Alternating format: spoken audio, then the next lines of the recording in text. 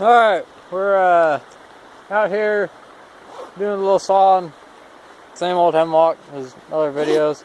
Got the 372. We're sporting a 20-inch bar though. This is just for fun.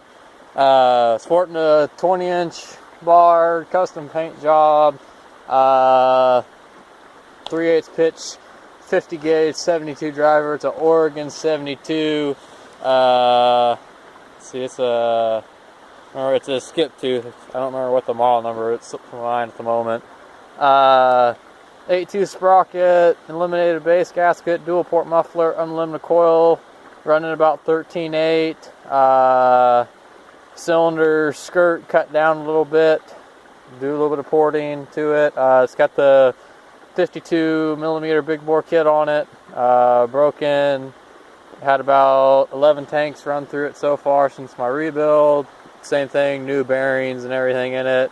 So it's pretty well broken. Carburetor, it's got a new carb. It's had about 3 tanks to the new carb. Carb's fairly well dialed in, but it could use a little bit more, but we'll see what it does here.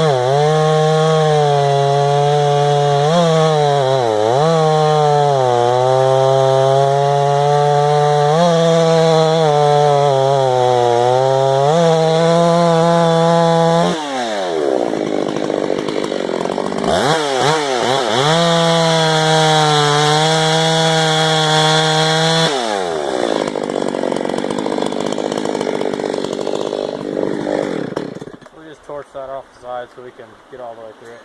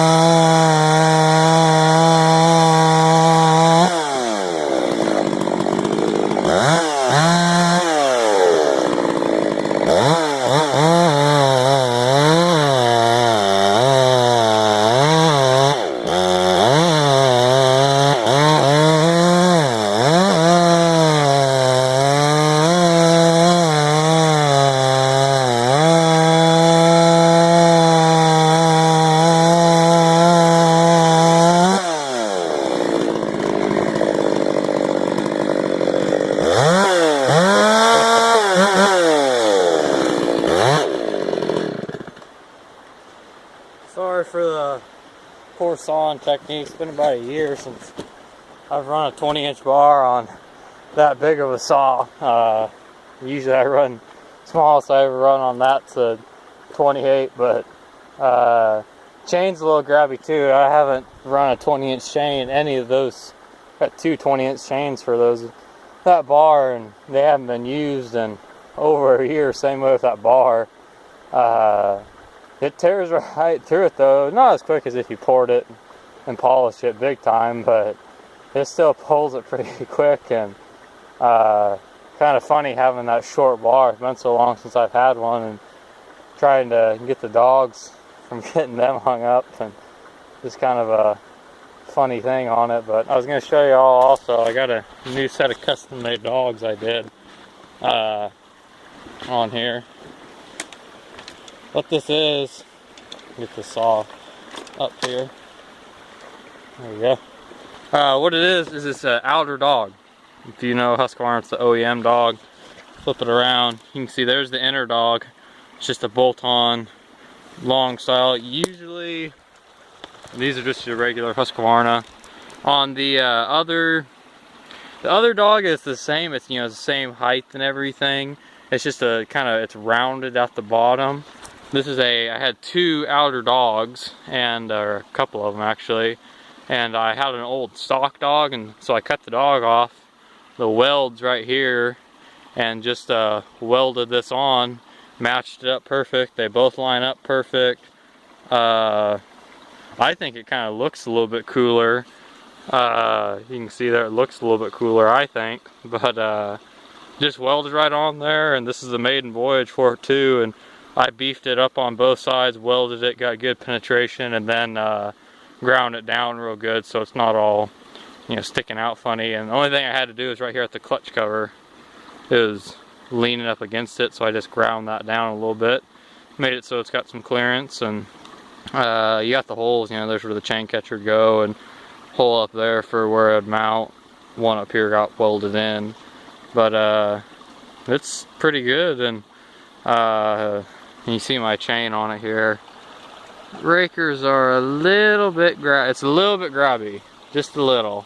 And then you can see my dual port muffler. I just cleaned this all Sunday night here.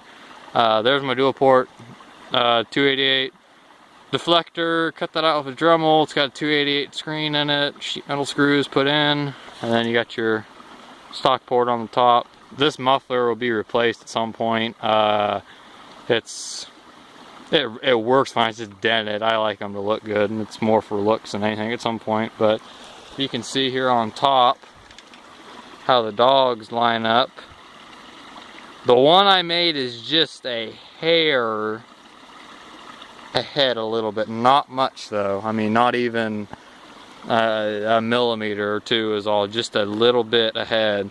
Not much. I compared with the stock, and they're about the same, so it won't hurt anything. But we'll keep an eye on that and see how it does. But yeah, it's just running through it. You can see we had to rip that side off. But thanks for watching.